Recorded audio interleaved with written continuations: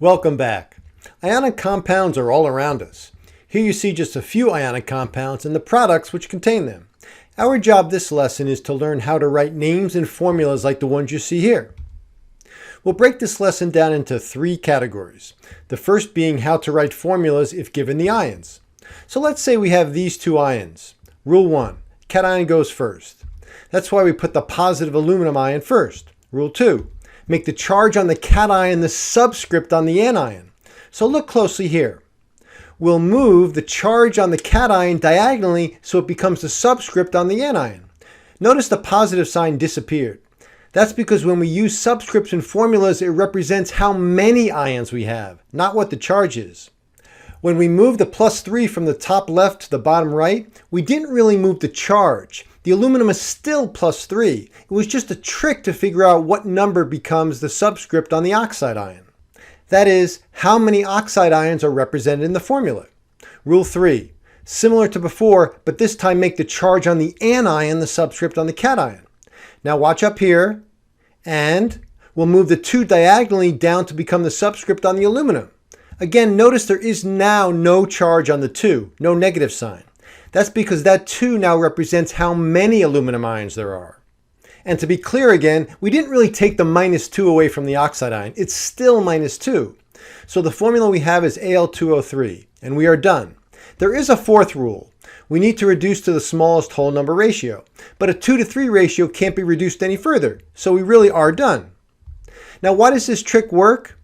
By having 2 aluminum ions, it makes the total positive charge +6, and having 3 oxide ions makes the total negative charge -6. Overall, the compound is neutral, which is necessary for a compound to be stable. Please now try the 2 you see here on your own. Stop the video now.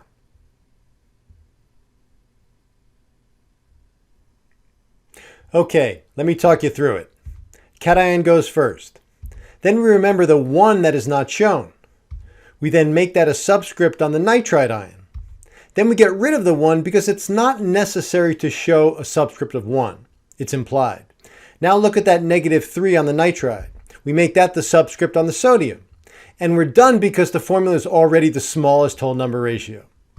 And the reason this works is because overall, there are just as many positives as negatives. For the next one, we put the cation first. We then make the charges into subscripts as before, but this time we need to reduce to the smallest ratio. A 2:2 ratio becomes 1:1. And here you see how the charges balance out.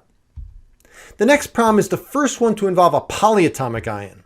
In spite of that, most of what you do is exactly the same.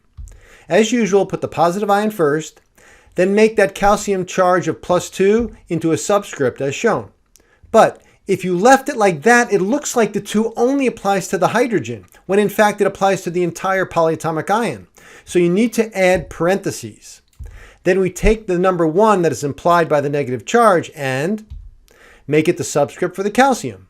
But we don't need to show the number 1. And there you have the final answer because the 1:2 ratio for the ions is already the smallest whole number ratio. And here's evidence that overall the compound is neutral. Here's 2 more polyatomic ions to try on your own. Stop the video now.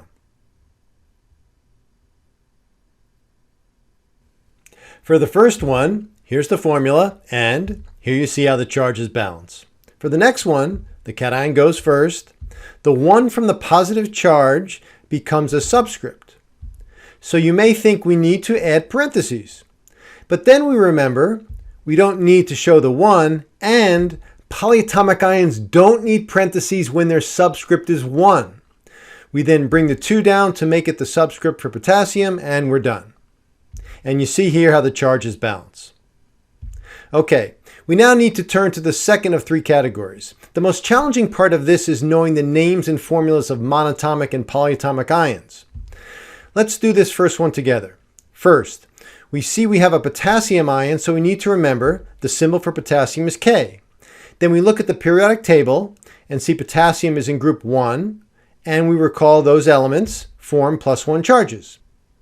Next, we have the oxide ion, and we need to recall that it comes from the element oxygen, which is in group 6A and therefore has a -2 charge.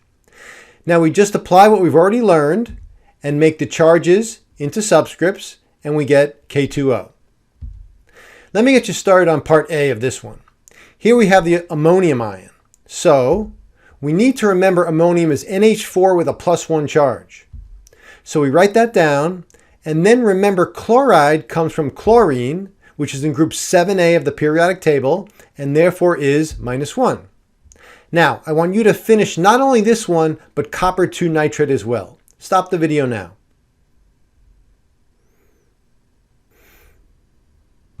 Here's ammonium chloride. Charges balance with the ions in a 1-to-1 ratio. In part B, we need to recall the symbol for copper is Cu. And if it's called the copper 2 ion, the Roman numeral 2 is telling you the charge is +2. Now for nitrate, that's a polyatomic ion which we need to recall as NO3 with a -1 charge. So we write that down and then apply our usual rules to get the formula you see here. Okay, this last category is the reverse of what we just did. If we have the formula BAS, we need to write the name. I'm going to break it down for you a bit, but if you can go straight to the name here without doing the intermediate step here, then that's perfectly fine. So we write the formula of the cation, it being +2 because it's in group 2A, and then we remember that a metal retains its name even when it becomes positive. That's why this is simply barium. We know the anion charge is -2 because sulfur is in group 6A. Now the element name is sulfur, but we need to remember for monatomic anions, we change the ending to IDE. So S2- is sulfide, and that gives us barium sulfide. Okay, please try these last two on your own. Stop the video now. Well, lithium has a +1 since it's in group 1A and it's called lithium. O has a -2 charge and is the element oxygen, but we again recall monatomic anions change their ending to IDE. So that leaves us with lithium oxide. For this last one I gave you, it's a tough one. Fe has a +2 charge. Now, you might be thinking, how do you know that? After all, Fe is a transition metal, and most of them have multiple charges. Well, you need to recognize the anion is CrO4, and then you need to remember the charge of this polyatomic ion, which is called chromate, is -2. So, if CrO4 is -2 and the formula of the compound has 1 Fe for every 1 CrO4, then Fe must be a +2 to balance the charge. Now, Fe2+ is known as iron 2. Recall we need a Roman numeral to specify the charge as +2 when it's a cation that can have multiple charges. Most transition and post-transition metals have multiple charges. To further complicate this, we also learned that iron 2 has a common name, ferrous. Now, since the anion is chromate, our final name is either iron 2 chromate or ferrous chromate.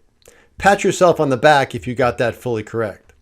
Well, after this lesson, I bet a lot of you are thinking, chemistry is my favorite subject. The Emperor does not share your optimistic appraisal of the situation. Anyway, thanks for listening and see you next time.